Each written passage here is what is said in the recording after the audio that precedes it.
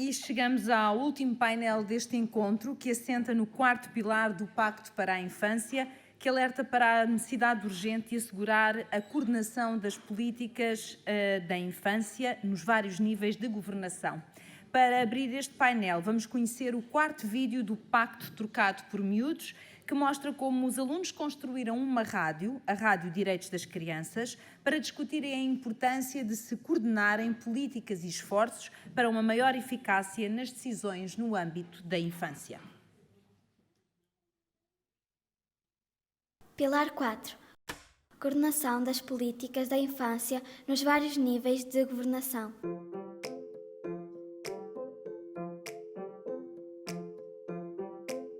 Esta história foi criada pela turma 4º B da EB de São Cristóvão, em Guimarães. Queremos partilhar convosco as nossas ideias sobre a infância e sobre os direitos das crianças e, por isso, inventamos esta história. Ó Joaquim, és mais lindo do que um caracol. Pois é, tu não corres nada. Da próxima vez não te quero na minha equipa, ouviste?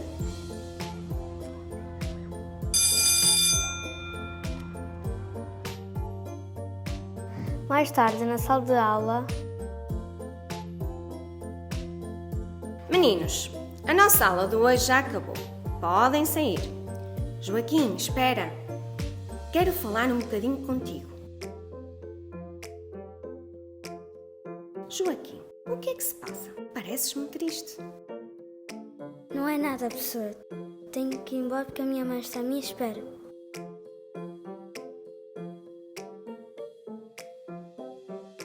Já em casa de Joaquim, a mãe conversa com ele ao jantar. Mãe, amanhã não quero ir à escola.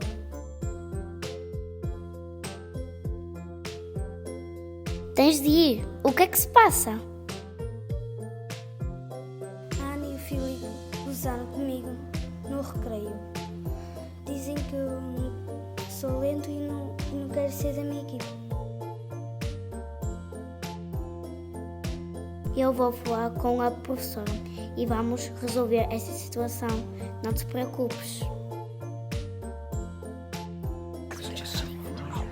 A mãe de Joaquim e a professora Cristina conversam sobre o que aconteceu.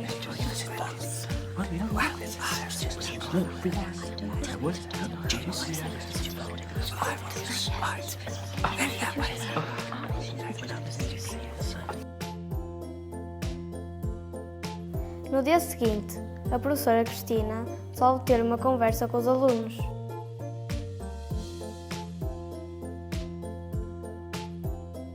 Meninos, vocês sabem o que é o bullying? Sim, é quando os colegas batem ou chamam nomes uns aos outros. Como é que vocês acham que podemos evitar que isso aconteça? Havíamos a falar mais sobre isso. Podemos fazer um programa de rádio. Sim, nesse programa falávamos sobre o bullying e sobre os direitos das crianças.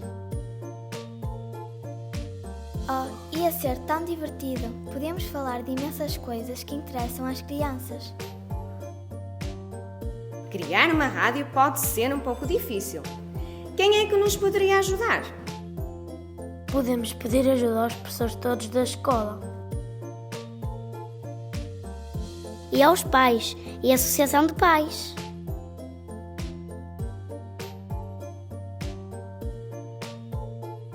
Alguns meses depois, com a ajuda de todos, os alunos criam um pequeno estúdio na escola e começam a fazer um programa na sua rádio, a Rádio DDC. Bem-vindos à Rádio DDC. Finalmente temos a nossa rádio e já conseguimos passar nos intervalos das aulas músicas, reportagens e programas muito divertidos. E a nossa rádio está a ter cada vez mais sucesso.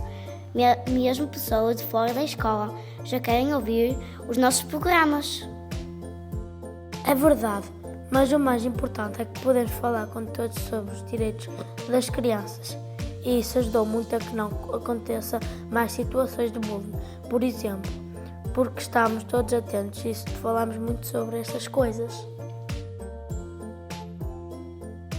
A rádio DDC ficou tão famosa que apareceu nas notícias. Hoje, o próprio presidente, Marcelo Rebelo de Sousa, vem dar uma entrevista à turma de quarto B.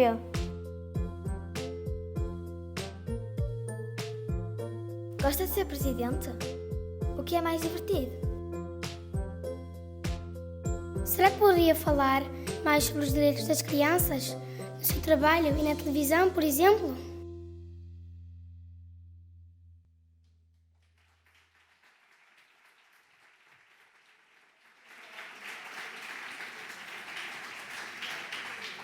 Eu diria que este último desejo também é possível. A promoção ativa de uma cultura dos direitos da criança a todos os níveis, local, regional e nacional, implica a sua colocação na agenda política e impõe a coordenação das políticas da infância ao mais alto nível governamental. Como convidado especial deste painel, recebemos Jorge Cardona Loran, professor de Direito Internacional Público na Universidade de Valência e presidente do Comitê Autónomo da Unicef, Comunidade Valenciano. Membro do Comitê da ONU para os Direitos da Criança de 2011 a 2019. Foi ainda perito jurídico da Conferência dos Ministros da Justiça Ibero-Americanos e da Organização Ibero-Americana da Juventude em matéria de direitos humanos. Membro dirigente de várias e notáveis organizações e assessor de vários Estados na adequação da legislação nacional ao direito internacional. Conta com vários prémios e títulos honorários, incluindo o de Doutor Honoris Causa da Universidade Jaume I de Castellón e centenas de publicações sobre direito internacional nos domínios dos direitos humanos. Para apresentar este último painel, chamo então ao palco Jorge Cardona Loran.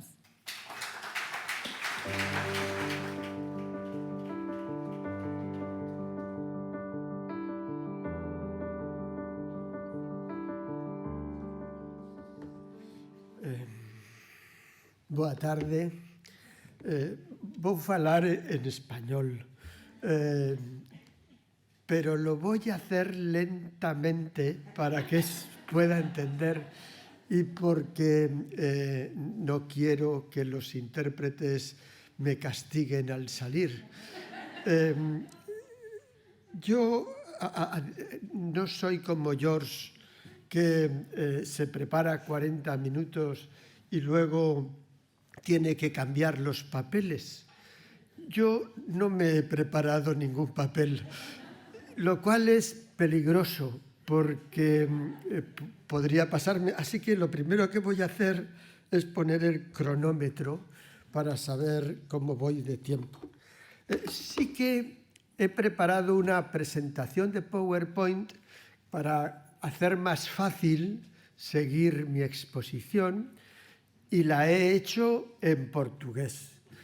Mi buena amiga Marta Santos Pais, a la que le agradezco la invitación, ha corregido el portugués para que las palabras sean las correctas. En mi exposición voy a hablar de la coordinación.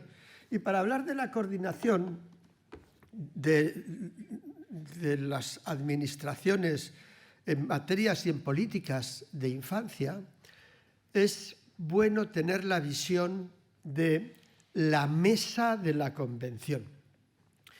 La Convención de los Derechos del Niño es como una mesa. Los niños, para poder estar encima de la mesa sin caerse, es necesario, como bien nos explicaba Beatriz hace un momento, que la mesa tenga 4 patas bien firmes. Esas 4 patas son los 4 grandes principios de la Convención.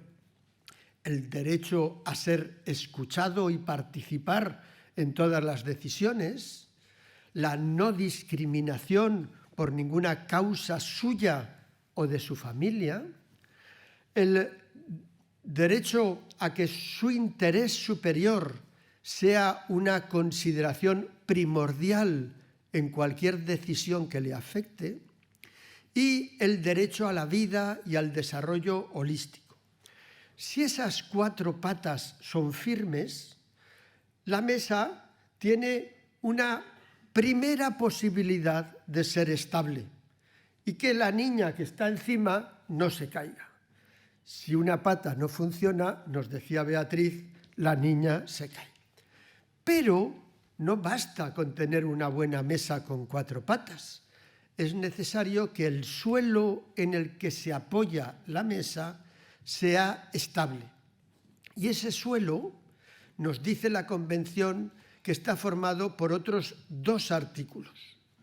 El primero es, que es el artículo 5, la comprensión de que un niño o una niña es un sujeto en evolución, un sujeto en construcción. No es lo mismo un niño o una niña de 3 meses, de 6 años, de 12 años o de 17 años. Y es un principio fundamental para que la mesa esté estable, que el papel que deben de cumplir los padres y la sociedad acompañándole en el ejercicio de los derechos se acomode a la evolución de las facultades. De tal manera que cuando tiene 3 meses es sobre todo protección, pero cuando tiene 16 años ejerce sus derechos con mucha más autonomía. Y la segunda parte del suelo es el tema mío, y me ha costado 4 minutos llegar, que es el tema de que haya unas medidas generales de aplicación. El artículo 4 de la Convención nos dice, lo tenemos aquí, nos dice, los Estados deben de adoptar todas las medidas administrativas, legislativas o de otra naturaleza para implementar los derechos reconocidos en la presente Convención. ¿Qué es eso de todas las medidas? Es tener un suelo estable, que la mesa esté bien apoyada. Pero hay que reconocer, cuando en el Comité de Derechos del Niño, que es el que controla la aplicación, cuando vienen los Estados, te das cuenta que vienen a hablarte del derecho a la educación, del derecho a la salud, pero se sorprenden porque no empezamos preguntando eso. Empezamos preguntando, ¿pero usted qué suelo ha establecido? Y para que lo entendieran mejor, el comité aprobó una observación general. No sé si saben lo que es una observación general. Una observación general es un documento que hace el comité, tras consultar a mucha gente, para explicar el contenido de la Convención sobre un tema concreto. Hizo una observación general sobre este artículo 4, que es la observación general número 5. Y a esas medidas administrativas, legislativas o de cualquier otra índole, les denominó las medidas generales de aplicación. Y en opinión del comité, esas medidas generales son el contenido esencial de un sistema nacional de protección integral de los derechos, que es la clave para que el suelo sea estable. ¿Y cuáles son esas medidas? La primera medida es que la legislación del Estado se acomode a la Convención. Si yo tengo la Convención por un lado y leyes que no están de acuerdo con la Convención, no servirá de nada decir que los tratados valen más que las leyes, porque la gente no conoce el tratado. Lo que es importante es que todas las leyes se acomoden a la Convención. También es importante tener instituciones independientes de derechos humanos para los niños, que los ombudsperson tengan secciones o que haya ombudspersons especiales para niños o que tengan secciones especializadas en infancia para que los niños puedan acudir presentando sus quejas. Y para explicarlo bien, hizo otra observación general, la número 2, explicando eso. Una tercera medida es la necesidad de hacer estrategias integrales. ¿Qué es una estrategia integral? Es considerar al niño o la niña como un sujeto poliédrico. Me explico. Desde la administración es relativamente fácil que cuando se mira a un niño se vea solo un lado, el niño como un estudiante. Para el Ministerio de Educación es un estudiante, pero para el Ministerio de Sanidad es un enfermo o alguien que necesita salud. Para el Ministerio de Obras Públicas es un usuario de obras públicas. Para el de Desarrollo Social es un receptor de ayudas sociales. Para el Ministerio de lo que quieran ustedes, de Igualdad, pues es alguien que hay que tratar en igualdad. Pero nadie ve el poliedro, el conjunto. Eso es una estrategia integral. Es contemplar, como nos decía el ministro de Islandia esta mañana, al niño en todas sus dimensiones, al niño como un educando, como un receptor de salud, de obras públicas, y que todo eso se haga conjuntamente. Que el ministro de Obras Públicas o el ministerio vea al niño como un educando, que el de salud lo vea como un receptor de servicios sociales, que el de servicios sociales lo vea como alguien que también ha de tener servicios de salud y que todos estén coordinados viéndolo. Eso es una estrategia integral. Luego volvemos a ello. Pero no basta con eso. Es necesario también no basta con hacer una estrategia. Esto es lo que hay que hacer. Hay que tener un mecanismo de coordinación permanente. ¿Qué quiere decir un coordinador? Quiere decir que no basta con que nos hayamos sentado y hayamos dicho qué es lo que hay que hacer, sino que luego hay que estar viendo cómo funciona y hay que estar coordinándose. Este mecanismo de coordinación puede ser de muchas formas. Hay quien tiene el mecanismo de coordinación, luego hablaré un poquito más de ello, tiene que coordinar todos los que intervienen. Todos los ministerios horizontalmente, pero todas las administraciones verticalmente, la del Estado, la de la región, la del ayuntamiento. En ayuntamientos muy grandes, las de cada uno de las secciones de la ciudad. Es decir, todo el mundo tiene que estar viendo cómo se ejecuta y cómo ir viendo lo que falla para irlo cubriendo, ¿no? Entonces, cada Estado tiene su sistema. Yo recuerdo en el comité, esto es la típica pregunta que le hace el comité a todos los estados. ¿Qué mecanismo de coordinación utiliza usted? Y recuerdo que en una ocasión examinábamos a Andorra. Y Andorra, cuando le pregunto esto, me dice la ministra que venía de jefa de delegación. Nosotros, nuestro mecanismo de coordinación es la máquina de café. ¿La máquina de café? Dice, sí, mire, es que usted tiene que entendernos. Todo el gobierno de Andorra está en un edificio y todos nos vemos en la máquina de café. Y entonces nos reunimos en la máquina de café y vamos evaluando todos los días. A mitad mañana estamos en la máquina de café. Bueno, es un sistema, si efectivamente funciona. Lógicamente, eso en Portugal no es posible, porque no se reúnen en la máquina de café. Hay que tener un mecanismo donde estén los representantes de todos ellos. Otra medida es la necesidad de estar vigilando sistemáticamente lo que está pasando con esa estrategia. ¿Y qué implica eso? Que yo tengo que tener un sistema de recopilación de datos continuo y estar evaluando esos datos. Porque si no, si yo lo evalúo dentro de 5 años, es posible que haya perdido 4 años.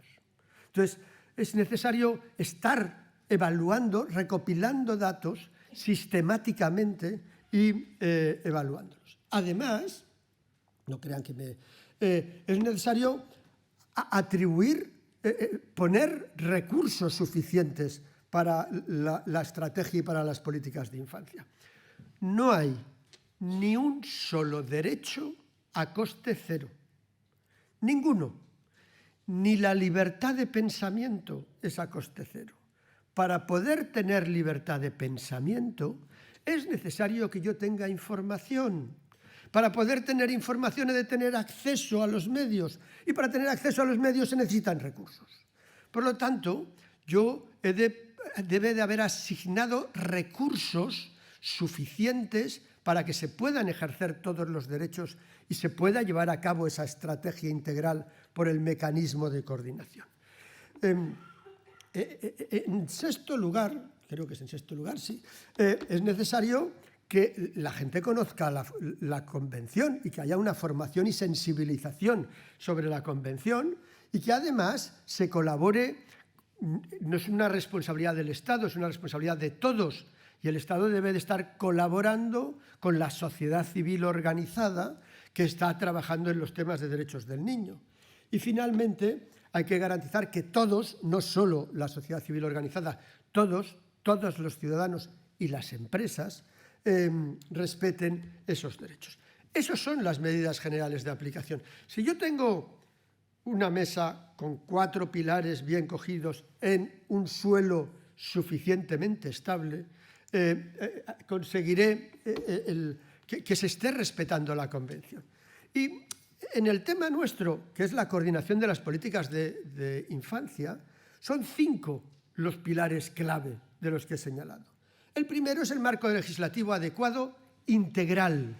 Es necesario no solo tener una ley integral que cubra todos los derechos y que, por lo tanto, vaya a permitir la coordinación, sino que luego se desarrolle, cada vez que se desarrolle un derecho, ese derecho se desarrolle integralmente.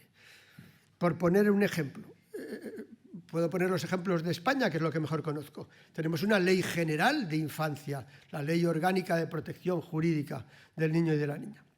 Pero luego, si yo quiero desarrollar el derecho a vivir libre de violencia, realizo una ley orgánica de protección integral contra la violencia contra la infancia. Y por lo tanto voy a ver todos los aspectos de la violencia también, ¿no? Es necesario una estrategia integral e integrada por todos, donde hayan además participado los niños y las niñas en su elaboración. No se puede hacer cosas para ellos sin ellos. Y en ese sentido es fundamental oír la voz de los niños y las niñas en la elaboración de la estrategia.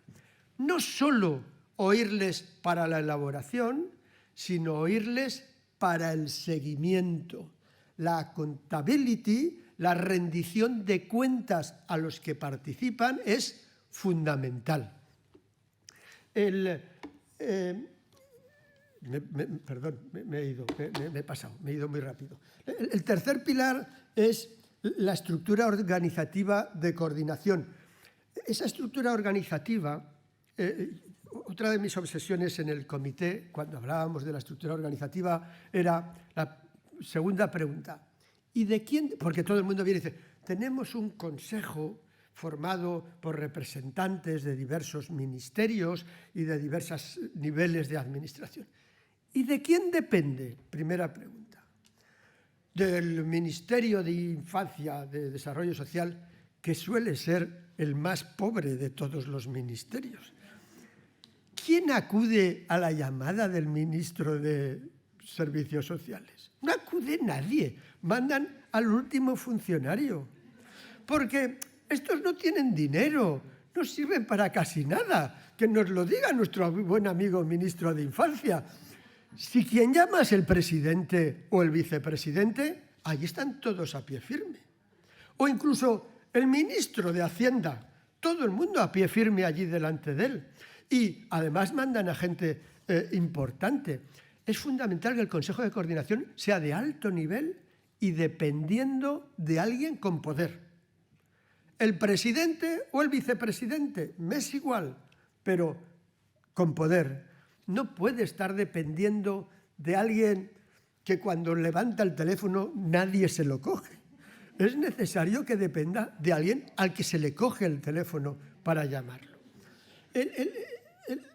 Todo eso tiene que ir acompañado de la recogida de datos y su evaluación, como hemos dicho antes. Y esa recogida de datos no es revelar la identidad de nadie. Esa recogida de datos es todos los datos lo más desagregados posibles sobre el lugar donde están, las edades, para poder hacer políticas. Hacer política en el vacío no sirve para nada. No se trata de lo que yo creo que les ocurre a los niños. Se trata de lo que les ocurre a los niños. Y para eso yo tengo que saber cuántos niños tengo con discapacidad, qué tipos de discapacidades, cuántos son niñas, cuántos viven en pueblos alejados, cuántos viven en ciudades, qué nivel de riqueza, de pobreza, cuál es el nivel de vida.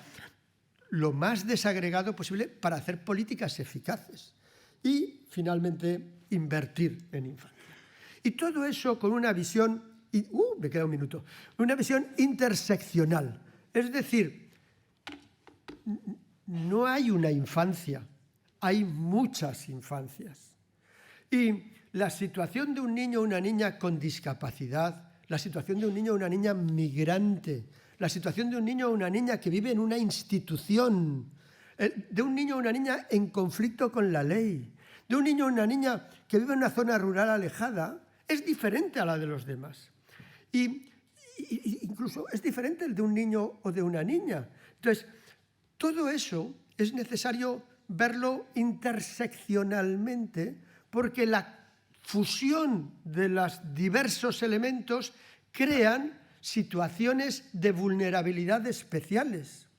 Pensemos en las políticas de lucha contra la violencia de las niñas con discapacidad. Una niña con discapacidad está sometida a una vulnerabilidad mucho mayor que cualquier otra niña o cualquier otro niño, incluso que un niño con discapacidad. Porque el estereotipo de género, más el estereotipo capacitista, más el estereotipo adultocentrista, se están volcando sobre ella. Y si no se adoptan medidas específicas en el marco de la estrategia, no podrá funcionar. Voy muy mal de tiempo y, por lo tanto, voy a ir más rápido. Perdón, intérpretes. Una estrategia integral implica que yo tengo que hablar de todos los derechos, de todos los niños, hablar de todas las medidas en todos los ámbitos de la vida del niño y que afecta y que esté implicadas todas las autoridades y todas las administraciones. Si no, no es una estrategia integral. Y eso es lo necesario para contemplar al niño. Yo había traído ejemplos de la estrategia española de derechos de infancia y adolescencia, que no me da tiempo a explicar porque ya me han avisado de que se me ha terminado el tiempo, y de la estrategia de erradicación de la violencia. Son dos estrategias muy recientes que se han intentado elaborar con los conceptos que acabo de explicar ahora. Todo eso termina, además, con la necesidad, se ha hablado antes, no quiero dejar de decirlo, la necesidad de los estudios de impacto. Si yo tengo una buena estrategia y datos desagregados, podré hacer estudios de impacto de cada medida que se vaya a realizar. Pero esos estudios de impacto necesitan datos. Si no tengo indicadores, no podré hacerlo. Y es necesario personal especializado. No podemos dejarlo en manos de cualquiera. Es necesario la especialización de los que intervienen. Termino, y esta es la síntesis. Un niño, una niña, no es solo un estudiante, no es solo un enfermo, no es solo un destinatario de servicios sociales, no es solo un usador de infraestructuras, es todo a la vez. Debe ser considerado en su integridad. Todas sus caras son interdependientes y su desarrollo debe ser armonioso y holístico. Y todos los actores deben de verlo desde ese punto de vista. Y ahora sí, y perdón por haberme extendido. Muchas gracias.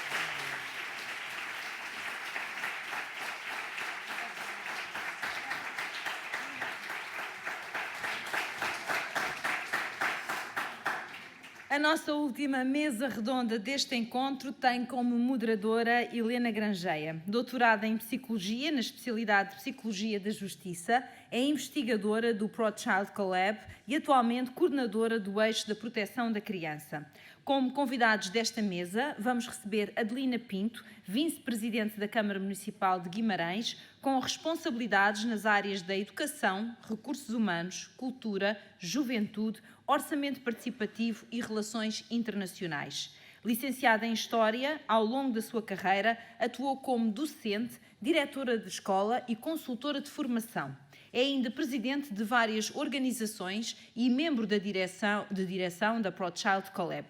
Recebemos também Manuel Sarmento, professor associado com agregação no Instituto de Educação da Universidade do Minho e integra o Conselho Superior do ProChild Collab, tendo sido membro da direção até 2022. Especializado em Sociologia da Infância e doutorado em Estudos da Criança, publicou 17 livros e inúmeros artigos científicos com relevantes contributos para a educação na infância e políticas públicas, tendo em vista a erradicação da pobreza. Chamo então ao palco Helena Grangeia, Adelina Pinto e Manuel Sarmento.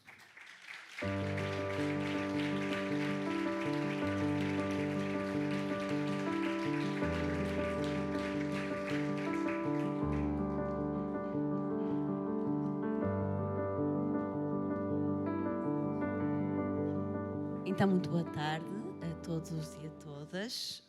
Eu gostaria de cumprimentar, em primeiro lugar, os participantes desta mesa de discussão, portanto, a doutora Adelina Pinto, também o professor Manuel Sarmento, cumprimentar igualmente todas as pessoas presentes e agradecer a todos os elementos que fizeram parte dos grupos de discussão e que, de facto, são estes grupos que informam as discussões produzidas neste encontro. Cabe-me então esta imensa, e é mesmo uma imensa responsabilidade de reunir e sintetizar a riqueza produzida ao longo de 2 produtivas sessões de trabalho que se debruçaram sobre o Pilar 4, que visa precisamente o grande desafio da coordenação das políticas de infância ao longo dos diferentes níveis de governação. Este, de facto, é um desafio que é amplo, mas também é crucial. E este painel irá necessariamente, como vocês irão ver, resgatar para a discussão quer as oportunidades, os desafios, as recomendações tecidas e também discutidas nos painéis anteriores que se debruçaram em determinados fatores estruturais, comuns e transversais, como a pobreza e a inclusão ou a exclusão social, a violência, a discriminação e a participação das crianças na promoção dos seus direitos. Aliás, ia também dizer que, de facto, o meu trabalho está a ser muito facilitado depois da intervenção do Dr. Jorge Lorenz, que, de facto, fez aqui uma intervenção, e o vosso dificultado, muito provavelmente, mas acho que também facilitado, mas foi, de facto, aqui uma intervenção muito rica e que toca aqui em vários pontos que também foram trazidos por estes grupos de discussão. Ora, este então é o momento de olharmos para o conjunto destes fatores que nós fomos falando, que são transversais, que são estruturais, e vamos propor, de facto, como é que nós podemos pensar uma verdadeira integração das políticas públicas centradas verdadeiramente na criança, na sua concepção holística, o que convoca, de facto, a este compromisso coletivo e a uma concertação de esforços que nós temos vindo aqui desde manhã a advogar. Nós temos vivido, de facto, tempos extremamente conturbados, de privação e de enorme violência, nós não nos podemos esquecer. E perante a certeza do seu impacto no imediato, há aqueles impactos que ainda estão por aferir. Somamos uma pandemia, crises económico-financeiras, crises migratórias, ameaças globais e guerras imensamente cruéis que afetam de forma altamente desproporcional as crianças e que marcam inevitavelmente os tempos da sua infância. Ora, são precisamente as políticas de infância que encerram o potencial de progresso social, promovendo o desenvolvimento pleno e integral da criança na diversidade dos seus contextos de vida, quer sejam estes contextos de vida mais proximais, como a família ou a escola, mas também no espaço público, enquanto um elemento que se deseja que seja um elemento relacional e distribuidor de bem-estar. E estas políticas públicas desempenham, portanto, um papel crucial na promoção da igualdade de oportunidades, na proteção contra a violência e a exclusão social e na garantia do acesso a serviços de qualidade, como a saúde e a educação. Ao investirmos nas políticas para a infância, estamos a construir as bases para uma sociedade mais justa e sustentável, garantindo que cada criança tenha a oportunidade de viver a sua infância na sua plenitude e alcançar o seu potencial. Então, comecemos por, de facto, alguns temas que nos foram trazidos por este grupo de discussão. Desde logo, uma ideia agregadora, trazida pelo grupo de discussão do Pilar 4, é que as políticas não são verdadeiramente holísticas se estas não forem integradas. E a responsabilidade primeira e mais importante foi atribuída, de facto, ao Estado. E que responsabilidade é esta? É uma responsabilidade aqui com um papel orientador. E este papel orientador do Estado deve, de facto, ser sustentado num diagnóstico adequado que permita verdadeiramente alinhar políticas para uma abordagem comum à proteção dos mais vulneráveis, ou seja, a proteção das crianças. Esta perspectiva mais orientadora do que normativa, ancorada mais nas boas práticas, mais do que na produção de novas leis, foi também defendida para que se ultrapasse o grave problema de implementação efetiva de políticas públicas. E a este propósito, avançou-se com a recomendação, proposta pelo Comitê dos Direitos das Crianças das Nações Unidas, de criação de um mecanismo interministerial de coordenação nacional das políticas relacionadas com as crianças e que deverá alinhar e avaliar os diferentes níveis de governança e que faça a ponte entre os ministérios e as diferentes entidades que atuam em matéria de infância e juventude. E lá está, mais aqui, um tópico também trazido ainda há pouco pelo colega Jorge Lourenço. No que respeita à transversalidade das políticas públicas, sublinhou-se que esta é de facto uma responsabilidade coletiva e que exige um esforço comum e a concertação dos vários setores, das várias áreas e intervenções em torno do tema da criança. E tal exige aqui uma necessidade de consenso. Estamos a falar aqui de um quadro comum de referência. E aqui também já é uma questão que eu levanto. Que quadro comum de referência será este, não é? Construído necessariamente com os cidadãos e com as cidadãs, para que haja efetivamente coerência das políticas e não, de facto, uma atuação parcelar ou desarticulada. E para tal importa colocar as pessoas no centro, ou neste caso, também as crianças no centro das políticas, considerando-se as suas múltiplas dimensões que influenciam a sua vida, desde a educação, à saúde, o acesso à cultura, o lazer, o brincar ou a participação na sociedade.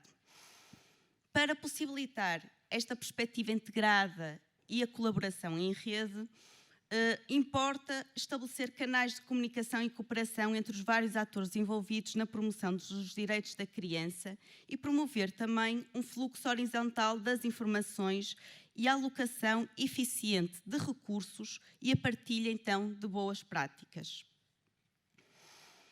Depois também se reconhece esta complementariedade das políticas mais universais, assentes em pilares básicos, e das políticas mais setoriais, ou se quisermos, das políticas mais específicas, ou seja, direcionadas aqui para grupos mais vulneráveis. Lembrando sempre que na base da pobreza e da exclusão social existe uma série de causas que são universais e que, portanto, implicam sempre estas políticas universais. Por exemplo, políticas de emprego, saúde, proteção, orientando assim as políticas para os direitos que estão na base, como, por exemplo, o direito e a necessidade das crianças gozarem a sua infância em plenitude. Uma política pública universal tem o poder de garantir o acesso universal a serviços essenciais, criando-se uma base sólida para o seu desenvolvimento, ao mesmo tempo que estas políticas universais também promovem a igualdade de oportunidades e contribuem para a coesão social. Mas, embora estas políticas públicas universais possam garantir um padrão mínimo de bem-estar para todas as crianças, há também que considerar as diferenças individuais e contextuais, como ainda há pouco diziam, não é? De várias crianças e os desafios que muitas das crianças enfrentam devido às suas circunstâncias mais específicas. E são estas políticas específicas que permitem este foco mais direcionado, mais intensivo, relativo às necessidades destas crianças e que oferecem um suporte adequado e adaptado às circunstâncias individuais. É necessário também que estas políticas específicas devem ser sempre desenvolvidas com base em critérios claros e justos, a fim de identificar corretamente estes grupos mais vulneráveis. E depois aqui, um outro tema que também já foi falado em todos os pilares, que tem que ver efetivamente com a avaliação das políticas públicas, não é? E, portanto, este tema dá precisamente, foi trazido à colação pelo grupo de discussão e tem efetivamente a ver com a necessidade de se monitorizar, avaliar e ancorar as políticas públicas em diagnósticos efetivos sobre as múltiplas realidades das crianças. A este propósito, lembra-se desta recomendação de uma reforma do sistema de recolha de dados, que estabelece, de facto, um quadro conceptual e metodológico e que recomenda, também como já foi dito, aqui esta recolha coordenada de dados desagregados para que nós possamos efetivamente perceber a eficácia, não é, das políticas relativamente a grupos e a crianças específicas. É importante também que estes dados e estes indicadores não sejam só recolhidos, mas que sejam efetivamente também partilhados entre os ministérios, devolvidos, não é? E utilizados depois, então, na elaboração e na tal monitorização e avaliação de políticas, programas e projetos. E aqui que também chama a atenção da doutora Adelina, porque chama-se muita atenção nesta parte da avaliação das políticas públicas do papel das estruturas locais, nomeadamente das autarquias e das juntas de freguesias, não é? Porque, de facto, são elas que conhecem a realidade das crianças, são elas que estão no dia-a-dia com estas crianças e são elas também que permitem a formulação de indicadores também específicos de acordo com as características do território. É importante também que estes dados sejam também pensados e que sejam sensíveis à pessoa, sensíveis à criança. E é uma questão também importante trazida por este grupo, é que é importante pensarmos que nos municípios, nas juntas de freguesias, nos projetos, nas várias instituições da comunidade, existe já um grande capital e diversidade de dados já produzidos. E é importante nós pensarmos que nós poderemos, efetivamente, aproveitar este capital de dados produzidos até para medir o impacto dos projetos. Uma outra dimensão é nós não nos ficarmos só por uma avaliação meramente descritiva.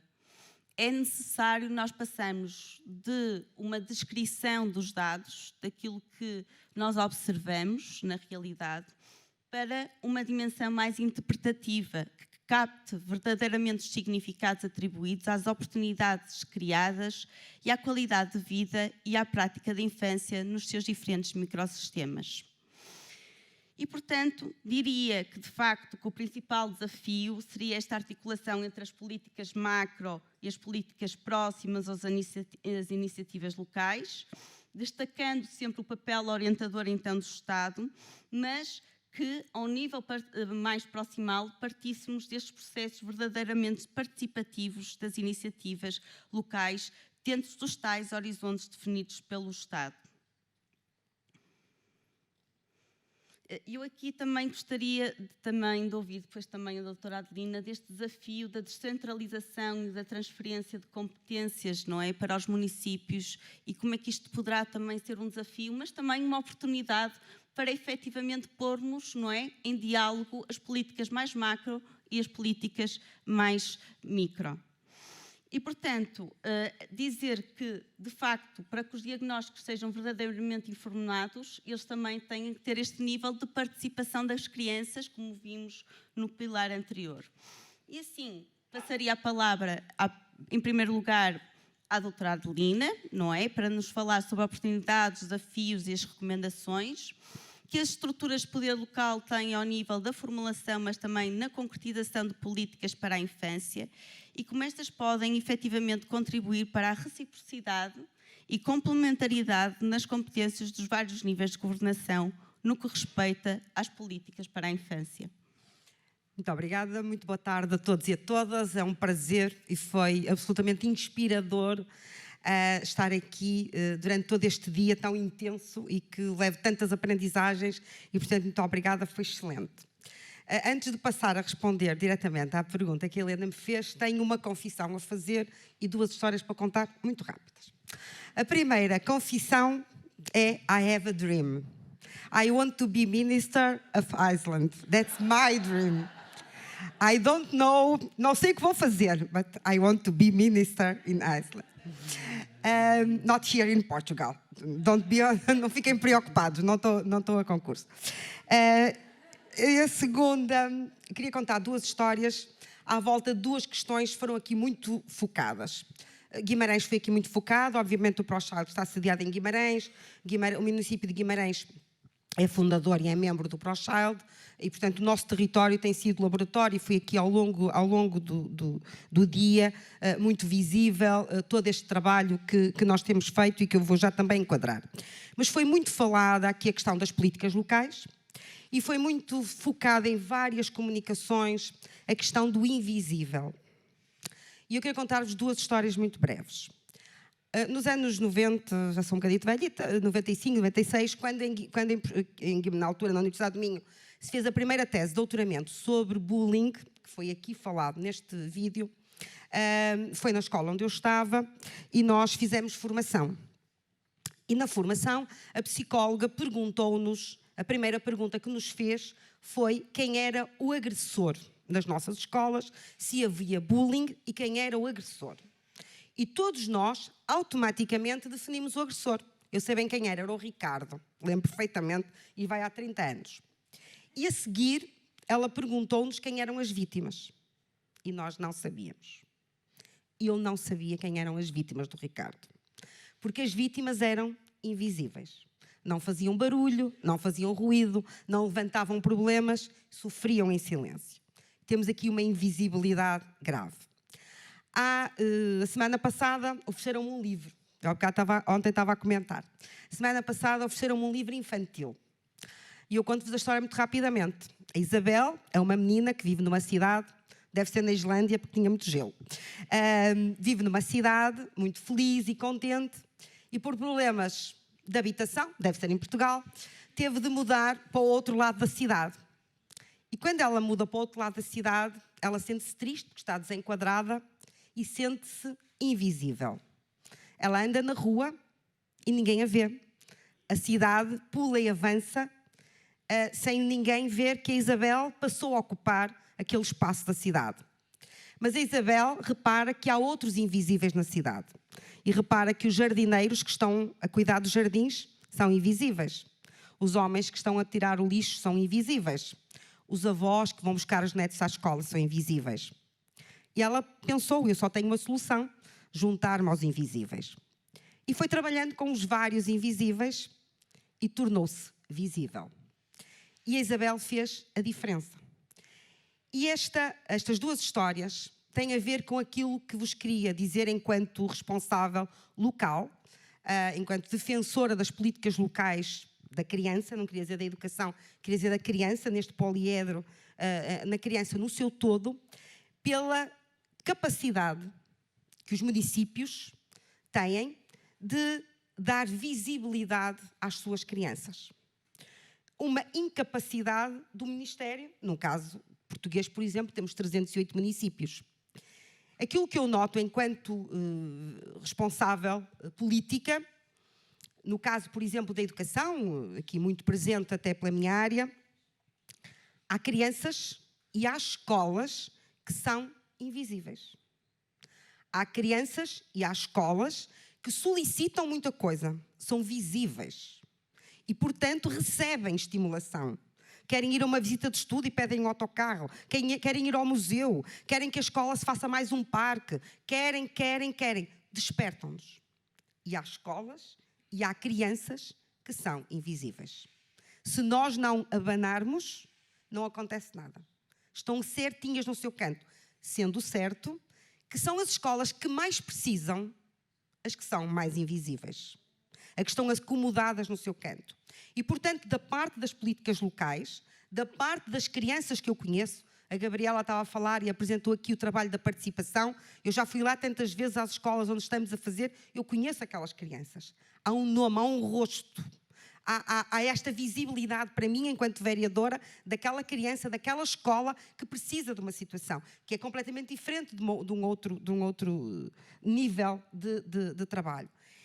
E aquilo que as políticas locais podem fazer, aquilo que os políticos locais podem fazer, é efetivamente definir estas políticas proativas. Nós temos de deixar de ser reativos às questões das crianças. Nós não podemos deixá-los entrar em questões de pobreza e exclusão social e depois irmos atrás com a caridadezinha, dar a refeição ou dar a roupinha ou não sei o quê. Não podemos. Isto não é possível em 2023. Todos nós hoje sabemos, está definido quais são as crianças que nós sabemos que vão entrar em questões de pobreza, a que se associa depois o insucesso escolar, o abandono, as situações todas da exclusão, que nós sabemos e que percebemos que depois, a nível económico, nos vai dar o que dar.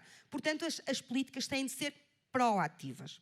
Se nós temos esta identificação hoje, que as crianças são menos participativas, que estão presas nas redes sociais, que a falta de atenção em casa é cada vez mais notória, a falta de diálogo, nós temos o diagnóstico feito. Então temos de fazer essa intervenção. E nós, a nível local, conseguimos desenvolver políticas de participação, políticas de intervenção globais que vão desde o pré-escolar ao secundário, o caso de Guimarães, como aqui já foi explicado, mas com outros projetos que eu podia explicar. E, portanto, esta questão da coesão territorial, Guimarães, por exemplo, é uma cidade, depois de Lisboa e do Porto, foi uma capital europeia da cultura em 2012, que tem uma excelente programação cultural. As nossas crianças nunca tinham entrado num espaço museológico ou no Centro Cultural Vila Flor ou hoje no Teatro Jordão. E hoje a Câmara Municipal todos os anos leva todas as crianças a um espetáculo. Não há nenhuma criança que nunca tenha entrado. Não vamos esperar que elas não vão lá. Vamos levá-las lá e vamos levá-las todas. Porque ao levá-las todas, não estamos a criar um programa para os coitadinhos, para os desgraçadinhos. É um programa geral. A Câmara Municipal de Guimarães diz que todos os meninos vão ao teatro. Paga os autocarros, paga o teatro e leva todos os meninos ao teatro. A tal igualdade de oportunidades. Igualdade de oportunidades. E depois, há bocado a Fátima Lopes dizia a atenção que nós temos de ter hoje a outro tipo de crianças que estão marginalizadas. Muito bem vestidas, que vêm impecáveis e que nós começamos a ter de treinar o olhar diferenciado para essas questões. Por exemplo, em Guimarães, nós já tínhamos há muitos anos a questão do lanche, dos complementos alimentares para as crianças com necessidades financeiras. E hoje damos a todos por igual. Porquê? Porque tínhamos as crianças bem vestidas, impecáveis, ou que não traziam lanche, porque ninguém se lembrava de colocar o lanche na lancheira, ou traziam o bulical ou outra coisa qualquer, passa publicidade, mas alimentos altamente calóricos que nós sabemos que não são adequados. E, portanto, é a nível local que nós temos de definir as políticas locais e temos de dar a todos uma perspectiva de inclusão efetiva para ricos e pobres, meninos urbanos e meninos rurais, mas numa perspectiva total. E só os municípios é que podem fazer isso. Guimarães propõe-se, já vou terminar, ser capital verde europeia. Estamos no paradigma da sustentabilidade ambiental. Trabalhamos com todas as escolas, com todas as crianças, desde os 3 anos aos 18 anos. E agora a tentar com a universidade um bocadinho mais difícil. Porque esse é um paradigma que nós queremos mudar. Portanto, não temos que trabalhar com nichos, temos obviamente projetos que são piloto, que depois alavancam para outros projetos, mas temos uma capacidade de projetos que pode efetivamente fazer a diferença e faz a diferença. Dizer só uma resposta muito rápida, não foi a descentralização de competências que trouxe isto. A descentralização de competências traz processos administrativos, processos burocráticos, processos até de desconfiança. É uma vontade local que as nossas crianças, que são crianças, e crianças é aluno, é ser o doente, é todo aquele poliedro que foi aqui falado, as nossas crianças precisam de ter acessos diferentes, precisam de ser estimuladas, precisamos de lhes dar a elas o que sentimos que falta numa geração que não está tão bem quanto isso. Sorry. Não, muito bem, doutora. E eu passaria a palavra, então, sem mais demoras, ao professor Manuel Sarmento e dizer, de facto, que temos aqui ouvido desde manhã que a realidade é muito conhecida, de facto, das estruturas de poder local. Mas depois há este desafio, não é? De articularmos aquilo que são as iniciativas e o poder local com, não é? Aquilo que é definido, formulado, pensado ao nível das políticas mais macro. E eu gostaria de ouvir o professor, de facto, a tentar desvendar, não é? De alguma forma, como é que nós podemos ultrapassar este desafio. Obrigado, Helena. Muito boa tarde a todos e a todas. Desde logo as minhas felicitações à direção do ProSAD Colab e à equipa, à vasta equipa que preparou também este encontro, passando também pelo Conselho Superior. Felicitar as minhas colegas, dizer que me sinto numa situação um bocado difícil. Aquilo que me apetece é dizer à Helena, passamos já para a Marta Santos Paz, que essa é que tem coisas verdadeiras para nos dizer. Porque sobre políticas integradas, tivemos a intervenção inicial do Ministro da Islândia, tivemos esta fantástica intervenção de Jorge Cardona, ele ia passando por todos os espaços, eu queria falar sobre isto. E, portanto, tenho realmente poucas coisas para dizer, o que talvez nos permita antecipar algum tempo e, portanto, recuperá-lo. Então, o que eu tenho para dizer é um pouco sobre a realidade, sobre o que é que se passa neste momento em Portugal, exatamente neste domínio. Nós, no último trimestre, não sei se repararam, tivemos a aprovação e publicação em Diário da República de 3 planos de ação. O Plano de Ação da Estratégia Nacional dos Direitos da Criança para o ano 2023-2024, o Plano de Ação da Estratégia Nacional de Combate à Pobreza e o Plano de Ação da Garantia para a Infância, sendo que, no caso do segundo, da Estratégia Nacional para o Combate à Pobreza, o primeiro objetivo, este estratégico, é exatamente o combate à pobreza infantil. Não tínhamos planos, agora temos, se calhar, planos em excesso. Tanto plano que, ao nível local, há todo um trabalho de exegese muito difícil para ser feito pelos vereadores, presidentes de Câmara e também pelos técnicos locais. Mas ainda bem que temos planos. Mas a grande questão que se coloca é como é que se articulam. Bom, eles articularam-se na sua gênese, e aqui especulo um pouco, muito provavelmente pelo contacto que foi feito entre os diferentes coordenadores, no sentido, e sei que isso é verdade designadamente no caso da Garantia para a Infância e no Plano Estratégico de Combate à Pobreza Infantil. Plano de Ação da Estratégia de Combate à Pobreza. E há uma outra forma de articulação, que foi ouvir os diferentes ministérios, em alguns casos também institutos públicos, em alguns casos ainda outras entidades, no sentido de saber quais eram as propostas que eles tinham em função dos vários objetivos estratégicos e operacionais para se construírem as medidas que estão contempladas em cada um desses projetos. Temos aqui, portanto, uma questão que é esta, que é a cooperação interministerial através de propostas que nascem dos próprios ministérios. Talvez possamos dizer que existe um puzzle e que o puzzle está composto. Na verdade, temos 3 puzzles. É preciso saber se eles depois se articulam uns com os outros de forma adequada. Mas falta-nos um caleidoscópio. Isto é, falta-nos aquele instrumento que permita, de uma forma também necessariamente lúdica, porque isso também é importante que seja considerado, articular as diferentes medidas, as diferentes propostas, os diferentes objetivos estratégicos e com ele configurar os vários desenhos que se adaptem a uma realidade que ela própria é incerta, que é complexa, que é variável e que é dinâmica. Uma estratégia não serve para nada se não for um instrumento capaz de adequar-se ao dinamismo da sociedade, às flutuações, às exigências, aos problemas, à diversidade, à variedade, que é desde logo a variedade das crianças, dos seus problemas, das diferentes formas de intervenção, das necessidades e exigências que são colocadas. E esta é uma questão que em larga medida está por fazer.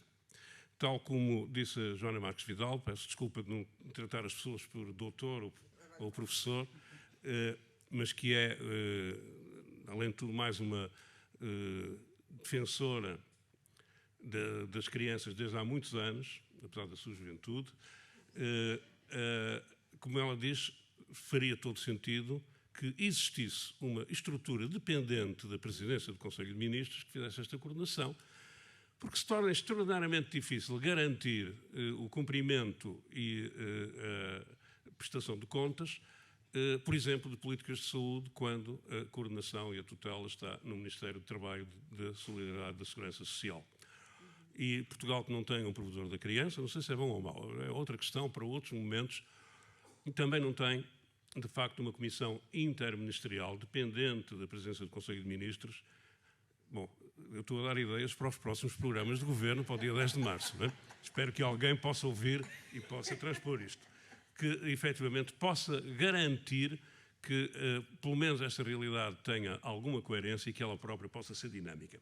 Para ser dinâmica é também indispensável fazer esta articulação, a pergunta da Helena, entre o nacional e o local. Não há políticas integradas que não sejam também as políticas de integração daquilo que são as metas estratégicas nacionais com aquilo que são as dinâmicas e as realidades locais e municipais. E aqui é importante considerar também alguns problemas. Um dos problemas é que as realidades locais, estando dependentes de autarquias que, por definição, são autarquias, isto é, têm um poder próprio, têm autonomia, podem multiplicar, não apenas ao nível interpretativo, mas também ao nível daquilo que é a prática social, as políticas nacionais de forma, enfim, no limite, em 355 vezes, que é o número de municípios que existem em Portugal. E todos sabemos, temos muito bem essa consciência de que há municípios que podem ser considerados modulares e há outros municípios que podem ser considerados exatamente no sentido oposto, como contra-exemplos, em função da sua ausência, ou em alguns casos até podemos falar nisso, de perversidade das suas políticas de infância, para não falar já das políticas sociais. Portanto, há aqui um problema também de articulação que garanta essa coerência entre o nacional e o local. E este é um problema que só tem, a meu ver, duas respostas possíveis. Por um lado, através de uma supervisão das políticas. É absolutamente indispensável que o Estado não se meta da supervisão das políticas e que, respeitando a autonomia, possa fazer exatamente essa supervisão. E, por outro lado, através da estruturação de estratégias locais que possam ser objeto de monitorização e avaliação. E, portanto, estou aqui novamente a repetir os temas que são quase um leitmotiv das nossas reflexões. Ora bem, esta avaliação, esta monitorização, esta avaliação deve ser ambiciosa, no meu ponto de vista. Não basta, aliás já foi dito isso também, fazer o reconhecimento daquilo que está a ser feito. Muito menos basta pensar que a avaliação é passar uma folha Excel ou um papel no final das ações e perguntar se os participantes estão satisfeitos. Estão quase sempre, invariavelmente, satisfeitos. Agora, a avaliação é uma coisa muito mais exigente. E exige a produção de indicadores. Não vamos agora multiplicar tanto dos indicadores, ou melhor, tanto as matrizes de indicadores quanto dos planos de ação. Precisamos de indicadores coerentes e articulados, de indicadores que se sustentem no conhecimento e na ciência, e há conhecimento e ciência produzido sobre isso. Precisamos depois de fazer também a comparação dos indicadores entre o ponto de partida e o ponto de chegada. Precisamos de comparar depois as intervenções e os resultados entre os municípios. O benchmarking é uma necessidade absoluta e precisamos também de avaliação de impacto. E nesta matéria, sendo ambiciosos, não podemos ser demasiado exigentes. É fundamental, por exemplo, a meu ver, saber como é que, dentro de 2 anos, a situação da pobreza infantil existe, quer a nível nacional, quer em cada concelho. E, se houver inflexões positivas ou negativas, tentar perceber quais foram os dispositivos e mecanismos, os instrumentos que levaram a essa positividade ou a essa negatividade. Isto parece-me absolutamente essencial. As questões das creches, portanto, da educação da infância em geral, designadamente da primeira infância, a questão da pobreza infantil, a questão da violência doméstica e a questão do acolhimento e, portanto, as medidas de acolhimento, designadamente familiar, parecem-me ser absolutamente fundamentais no que respeita exatamente a essa avaliação de impacto. E talvez não seja necessário fazer muito mais do que isto. É evidente que a educação tem também que ter avaliação de impacto das suas políticas de promoção do sucesso escolar, e para além da garantia, evidentemente, da escolaridade para todos e para todas de qualidade. Mas ter alguns objetivos focais e sobre eles ter dispositivos de avaliação, designadamente a avaliação de impacto, parece-me absolutamente determinante. Duas palavras finais, uma para falar da questão desta articulação ao nível operacional e das equipas necessariamente multidisciplinares e multiprofissionais que executam, que estão obrigadas à execução desta política. Sobre esta matéria eu creio que há, enfim, muito pensamento já estruturado e também alguns equívocos. Não há nenhuma possibilidade, a meu ver, de garantir equipas multiprofissionais e multiespecializadas se os técnicos não forem dotados de autonomia profissional de ação. Muitas vezes estas equipas são equipas que reproduzem aquilo que são as diretivas e os programas dos diferentes ministérios, setores, serviços ou instituições em questão, e não são propriamente equipas capazes de pensar na criança, como estando no centro, de conceber e construir os projetos adequados e de, por isso mesmo, mobilizar os recursos que têm que ir buscar, certamente, à autarquia e aos ministérios. Portanto, trata-se de uma lógica necessariamente invertida àquilo que é muito comum. Em vez de ser do Ministério para a ação que se pensa a intervenção profissional, é da ação e da sua exigência que se pensa a intervenção dos ministérios. E esta é outra questão absolutamente fundamental, a meu ver, no sentido de construirmos, efetivamente, políticas integradas que façam a diferença e que tenham uma incidência direta, concreta, em cada criança. Na Cristina e no Domingos, no Joaquim e no Rafael. É absolutamente necessário que isso seja feito assim. Com o Joaquim, com o Rafael, com a Cristina e com a Margarida e com todos os outros. A participação não é uma questão que possa ser desligada das políticas integradas. Quer a nível local, onde é necessariamente mais fácil, não é por acaso que nós temos, de facto, instrumentos mais adaptados à participação infantil, designadamente no domínio político, no contexto local. Costumo dizer que o Aristóteles dizia que o homem é um animal político. É indispensável percebermos como é que as crianças se articulam com esta afirmação. Ou não são seres humanos, ou então necessariamente são também animais políticos. As crianças são animais políticos, como qualquer adulto, como qualquer pessoa. É fundamental perceber a sua linguagem. É fundamental perceber as suas formas específicas de tomada de posição, de decisão, o modo como elas gerem as opções. E isso é possível fazer, e isso tem sido feito, o nível local tem sido exatamente um instrumento disso. Mas é possível fazer também de outra maneira. Por exemplo, entrevistando o Presidente da República na rádio local, que é criada imaginariamente na Escola de São Cristóvão de Celho. Mas ainda, através de formas de auscultação das vozes das crianças, que, a meu ver, nesta altura, não podem deixar de ser também formas de auscultação das suas formas próprias de expressão. Do teatro, do desenho, das redes sociais, dessas formas de comunicação. Há imensa imaginação que tem que se jorrar para que esta participação possa ser possível e mais, sendo participação, possa concretizar aquilo que é a verdadeira definição de participação. A ação influente, ou seja, não é apenas estar presente, significa estar presente e ter influência na vida em comum, ou seja, por outra palavra, ter poder. Muito obrigado. Muito obrigada.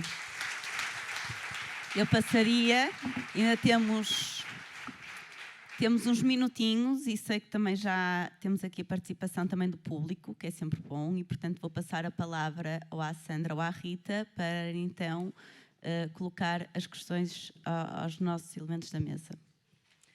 Olá, boa tarde. Então temos aqui uma pergunta para a doutora Adelina. Enquanto vereadora, como promove e defende a criança e a infância? Não seria útil fazer o mesmo em todos os municípios através de uma ação concertada?